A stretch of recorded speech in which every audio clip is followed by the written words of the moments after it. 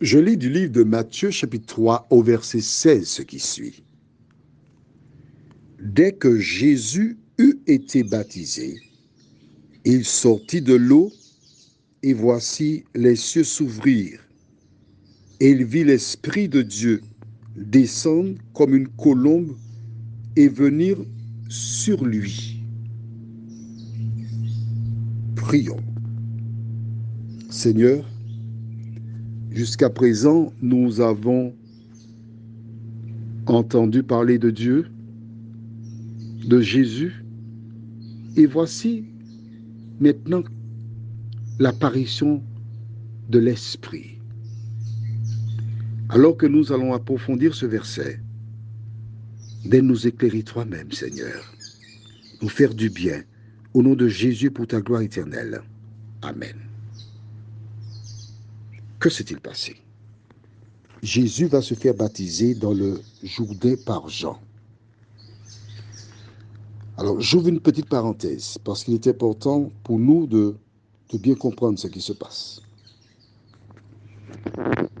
On va lire verset 13, le même chapitre, verset 13. Alors Jésus vint de la Galilée au Jourdain vers Jean pour être baptisé par lui. Mais Jean s'y opposait en disant, « C'est moi qui ai besoin d'être baptisé par toi, et tu viens à moi ?» Arrêtons-nous ici. Des gens entrent dans la file pour être baptisés. Je baptise les baptise. Et lorsque Jésus arrive face à lui, il est surpris. Il dit, mais non, mais qu'est-ce qui se passe là? Mais c'est toi qui dois me baptiser. Note bien qu'il ne vous voit pas Jésus. Il tutoie Jésus. Dans la foi, il n'y a pas de vouvoiement. Quand tu regardes le Notre Père, il dit, Notre Père qui es aux cieux, que ton nom, c'est le tutoiement toujours. Des gens enseignent qu'il faut vouvoyer Dieu par manque de respect, mais ce n'est pas comme ça du tout. Il tutoie Jésus, il dit, mais c'est toi qui dois me baptiser. J'ai besoin d'être baptisé par toi. Donc, bien dit, c'est moi qui ai besoin. C'est mon besoin. Parce que j'estime que je baptise ces personnes-là, mais le véritable baptême, c'est toi qui le donnes. Quelle est la réponse de Jésus? Jésus lui répondit, laisse faire maintenant, car il est convenable que nous accomplissions ainsi tout ce qui est juste. Et Jean ne lui résista plus. Le baptême, c'est quelque chose qui est juste. Mais tu notes aussi avec moi que le baptême, il s'agit d'un adulte, en l'occurrence Jésus, qui avait 30 années lorsqu'il fut baptisé.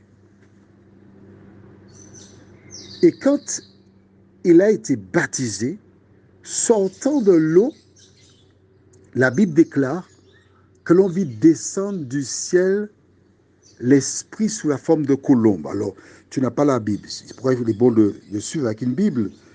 Esprit est écrit en E majuscule. Il y a une majuscule pour esprit. D'accord? Lorsque c'est majuscule, cela représente, par exemple, ton nom de famille. Si c'est Philomène, le nom de famille, le P, ce sera un P majuscule. C'est comme ça que les choses fonctionnent. D'accord? Donc, on dit que l'Esprit descendit sur Jésus sous la forme d'une colombe. Qu'est-ce que cela veut dire?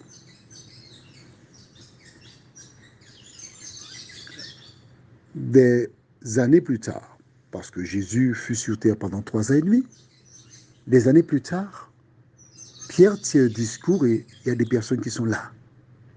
Dans Acte 2, verset 37. Après avoir entendu ce discours, ils eurent le cœur vivement touché et dirent à Pierre aux apôtres, « Hommes, frères, que ferons-nous? Que nous reste-t-il à faire ?» Et Pierre répondit, au verset 38, « Repentez-vous et que chacun de vous soit baptisé pour le pardon de vos péchés au nom de Jésus, et vous recevrez le don du Saint-Esprit. Nous comprenons donc maintenant pourquoi le Saint-Esprit est descendu sur Jésus sous forme de colombe. Quand une personne accepte le Christ et est baptisée, elle reçoit le Saint-Esprit non pas comme une colombe sur sa tête, mais le Saint-Esprit qui vient habiter en elle parce que son corps est le temple, l'habitation du Saint-Esprit.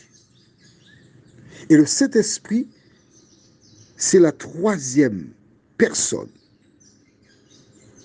qui joue un rôle important dans le salut des humains. Note bien que esprit, c'est E majuscule. Certaines personnes disent que l'esprit, c'est la force agissante de Dieu. Si c'était une force, esprit serait écrit en E minuscule. Il existe ailleurs dans la Bible les esprits de Dieu, E minuscule. Mais là, il s'agit de E majuscule, ce qui veut dire c'est une puissance, un être, au même titre que Jésus de Nazareth. Est-ce que c'est clair pour toi? Si tu as une question, tu as mes coordonnées téléphoniques. Tu sais ce que tu as à faire. J'attends ton appel. Prions.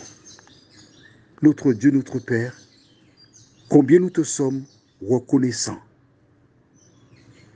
pour tes bontés, tes grâces que tu manifestes à notre endroit. Merci Seigneur parce que nous avons compris que le Saint-Esprit intervient aussi après le baptême de quelqu'un.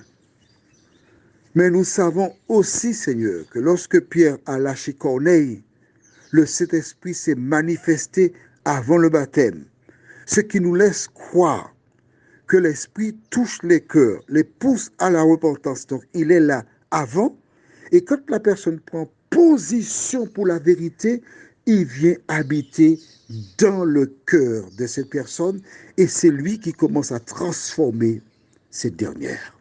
Seigneur, aide-nous à continuer à cheminer avec toi. Que ton bon esprit nous dirige, nous t'en prions, au nom de Jésus pour ta gloire éternelle. Amen.